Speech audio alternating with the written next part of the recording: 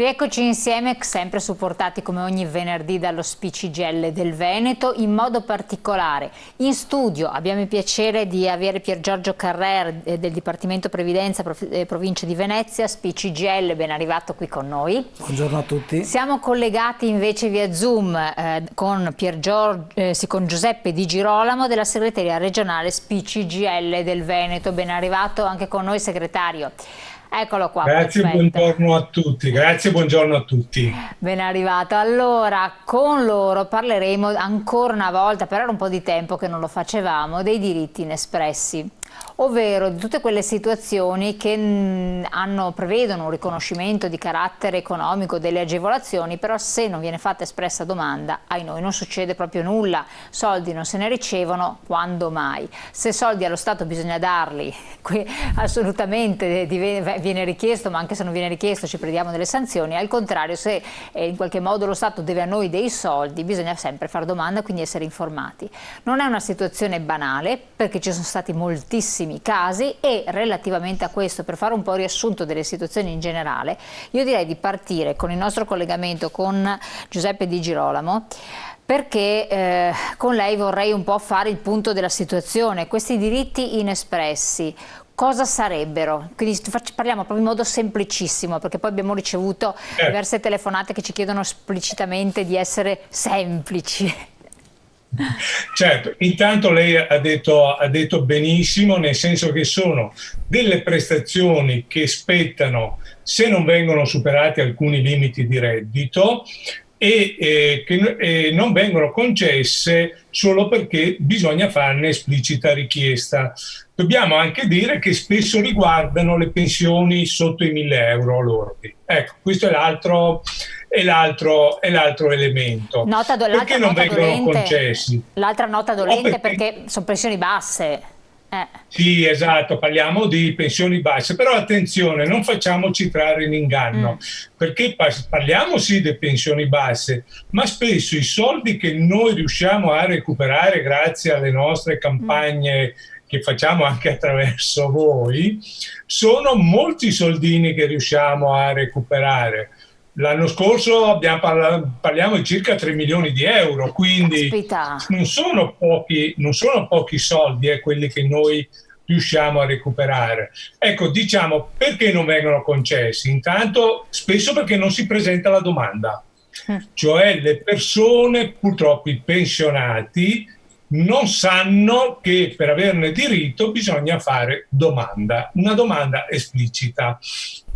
Oppure perché sono cambiate nel frattempo. Io sono pensionato, percepisco la pensione, ma nel frattempo sono cambiate alcune mie condizioni. Ad esempio l'età. Io percepisco la pensione a una certa età, al superamento di quell'età ho diritto a delle prestazioni aggiuntive. Ecco, queste sono cose che spesso le persone non sanno. Cioè, fermola un attimo, fermola, scusi che la interrompo, noi abbiamo questi tempi un po' ritardati. Cosa vuol dire al superamento di una certa età ci sono prestazioni aggiuntive? Perché lei ha detto una cosa con molta nonchalance che però può far trasalire alcuni. È importantissimo. Ad esempio, tanto per fare un esempio molto semplice, quello che è successo in questi giorni, che è stata pagata la 14ª. La 14ª io ne ho diritto solo al 64esimo anno di età. È vero che la 14ª va in automatico, però se l'INPS ad esempio non me l'ha calcolata, io devo controllare e fare domanda. E come dire, l'unica cosa che è cambiata dall'anno precedente è che io prima non avevo i 64 anni di età, giusto. Che ho una serie di contributi. Adesso faccio questo esempio per dirne una. Oppure la maggiorazione sociale. Se io nella maggiorazione sociale non ho compiuto una certa età, è chiaro che non mi aspetta. Io ad esempio posso avere dai 60 ai 64 anni un importo mensile aggiuntivo di 25 euro, chiaramente se ho alcuni requisiti della mia pensione, vero? E non devo superare un certo reddito. Ecco, questi sono due esempi per dire Sì, chiaro. per dire, cercando di essere il più semplice possibile, ecco. Ecco, abbiamo ricevuto una telefonata da parte di una signora che chiedeva espressamente se al compimento dell'80° anno di età ci sono delle agevolazioni di qualche tipo o se sono relative magari a dei comuni, quindi bisogna fare richiesta al comune, eccetera. Se ci sono, dopo magari andiamo nello specifico con Carrer qui per Venezia, ma a livello regionale vi Sì. risulta qualcosa? Beh, è chiaro che dire solo 80 anni, intanto Eh. facciamo i nostri auguri alla signora, i nostri migliori auguri, Sperava di farsi magari un ma bel regalo di compleanno. anche noi speriamo, insomma, però voglio dire, 80 anni la dice poco, bisognerebbe capire il tipo di pensione della signora, se la signora ha una pensione di tipo previdenziale o di tipo assistenziale e se il suo reddito è inferiore o superiore ad una certa cifra che in genere è sotto i 13, attualmente è sotto i 13.000 euro. Ecco, quindi avremo bisogno di una maggiore informazione. Ecco perché noi diciamo sempre rivolgetevi ai nostri uffici che noi attraverso il vostro cedolino che viene chiamato tecnicamente OBSEM, che sarebbe poi la busta paga del pensionato, riusciamo ad avere tutta una serie di informazioni e da lì metto insieme la busta paga, la dichiarazione dei redditi, metto insieme l'età anagrafica e riusciamo a capire di tutto questo insieme se la signora ha diritto a delle cose. Se mi dà 30 secondi, io quando penso a queste persone penso sempre, mi viene sempre in mente una signora di Valeggio sul Mincio che siamo riusciti a recuperare qualcosa come 37.000 euro. Cosa? Guardate che questa 37.000 persona euro, caspita. prende 37.000 euro, questa persona percepiva solo la reversibilità del marito, aveva 13 anni di contributi e quindi non aveva i 15 anni, Sì. è venuto da noi, il nostro operatore facendo il controllo ha visto che la signora aveva 5 figli e non aveva mai fatto l'accredito della maternità. Per cui con l'accredito della maternità, anche fuori dal rapporto di lavoro, lei ha superato i 15 anni e quindi siamo stati in grado di chiedere tutti gli arretrati, purtroppo solo per gli ultimi 5 anni, per la sua pensione, per la pensione contributiva. Cioè, col E periodo quindi siamo maternale- riusciti a recuperarne qualcosa come 37.000 euro. Quindi la signora, può immaginare, era la più felice ed è la più felice di questo mondo. Ecco. Si è aggiustata, come dire, qualcosa di più di una costola, insomma. come si Esatto. usa dire. No, volevo chiedere, ma la signora non si era prescritto questo diritto? No. Sì, perché lei aveva diritto da molti più anni dei 5 anni, purtroppo noi possiamo tornare indietro solo di 5 anni. Ho capito, va bene, Ecco, questo è importante questo è tenere l'altro conto. Io elemento. chiedo intanto della regia se possiamo mettere in onda, che stiamo parlando di diritti inespressi, che cosa sono, la prima slide, che così intanto la vediamo. Ecco qua, e così ci dice sostanzialmente, memorizzate bene di che cosa si tratta.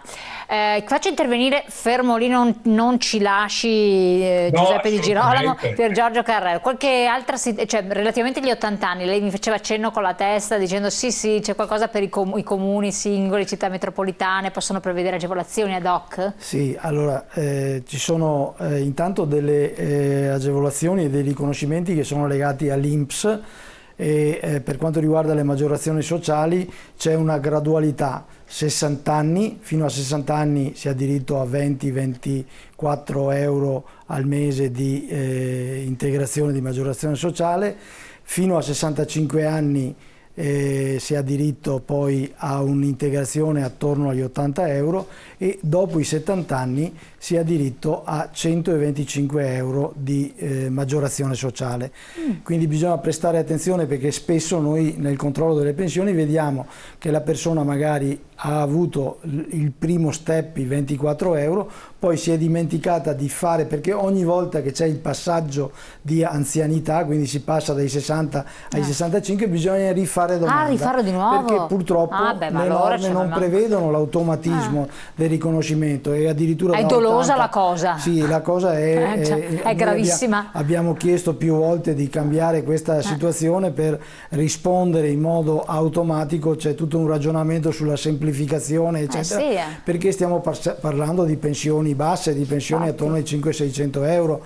Tenete conto, quando prima veniva detto che i diritti inespressi sono sulle pensioni inferiori a 1.000 euro, che nel Veneto il 60% delle pensioni godute nel Veneto sono al di sotto dei 1.000 euro. Ecco, tanto per precisare. Tanto per precisare e che di Venezia non siete messi diversamente. E noi di Venezia non siamo messi, cioè nella situazione complessiva del Veneto, perché stiamo parlando di pensioni che sono nate magari molti anni fa e che hanno una loro consistenza, poi c'è l'effetto delle pensioni di reversibilità eccetera che riducono e quindi c'è una situazione, una platea diciamo di interessati ai diritti inespressi con appunto una pensione attorno ai 1.000 euro che è la metà, più della metà dei pensionati del Veneto e della provincia di Venezia, e questo è una questione che bisogna tener conto. Poi bisogna tener conto che ci sono e da parte dei comuni, e quindi bisogna vedere nei singoli comuni i contributi che vengono dati in relazione alle condizioni di reddito, di fra virgolette povertà, che purtroppo anche in questa situazione si sta ulteriormente allargando. E poi ci sono alcuni interventi legati alle condizioni di invalidità. Allora, condizioni di invalidità, attenzione, dedichiamo qualche minuto in più e sentiamo che cosa da dirci dopo di Gregorio, però c'è la pubblicità. Io quindi la interrompo, pochi secondi di pubblicità, poi ritorniamo insieme tra poco. Perfetto, va bene.